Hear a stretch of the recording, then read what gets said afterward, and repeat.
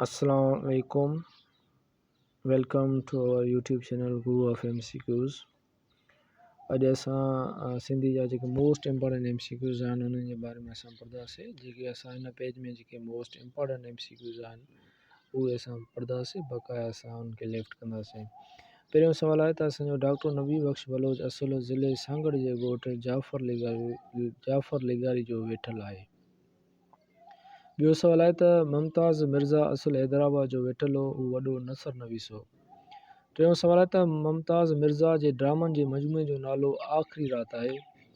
चोथों सुवालु आहे त मुमताज़ मिर्ज़ा शाह लतीफ़ जे फ़क़ीरनि पारां गॾु कयल शाह जे कलाम जी क़दीम सूरतकती खे जदीद सूरतकती सां सुधारे संवारे तरतीब ॾिनो। छहों सुवालु आहे त मुमताज़ मिर्ज़ा हैदराबाद रेडियो जो प्रोड्यूसर, कराची TV जो स्क्रिप्ट एडिटर ऐं सखावत खाते जो डायरेक्टर जनरल रहियो। ॿियो सुवालु आहे त मुमताज़ मिर्ज़ा सिंध जी लोक फ़नकारनि ते विसारिया न विसरनि सुपरियां सिंधी ॻाल्हिड़ी ऐं सदा सोबता कापड़े किताब लिखिया। ॿियो आगा सलीम असुल, हाणे असां आगा सलीम जे बारे में पढ़ंदासीं। आगा सलीम असुल शिकारपुर जो वेठल आहे, हू कहाणीकार, नावल निगार ऐं ड्रामा निगार हो। आगा सलीम जा लिखियल तारीख़ी नाविल हम औसत ऐं ऊंदाही धरती रोशनत। इहो क्वेश्चन हिकिड़ो इम्पॉर्टेंट आहे फॉर SST टेस्ट जे लाइ त हम औसत ऐं ऊंदाही धरती रोशनत जेको नाविल आहे उहो कंहिंजो लिखियलु आहे, इहो सुवालु अची सघे थो। ॿियो सुवालु आहे त आगा सलीम रेडियो पाकिस्तान स्टेशन जो डायरेक्टर थी रिटायर थियो। आगा सलीम शाह लतीफ़ जो रिसालो उर्दू में रिसाला शाह अब्दुल लतीफ़ जे नाले सां तर्जुमो कयो।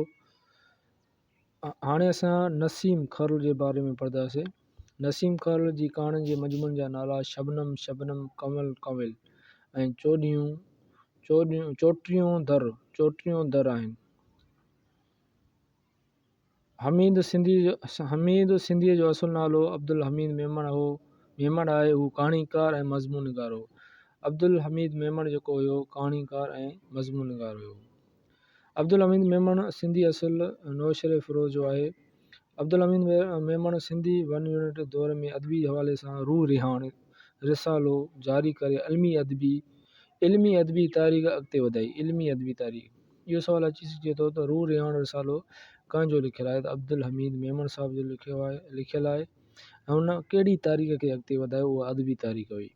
ॿियो सुवालु आहे त अब्दुल हमीद मेमण साहिबु सिंधी जे कहाणियुनि जे मजमून में उदास वादियूं ऐं राणा जी रजपूत ऐं वैलियूं मशहूर थिया।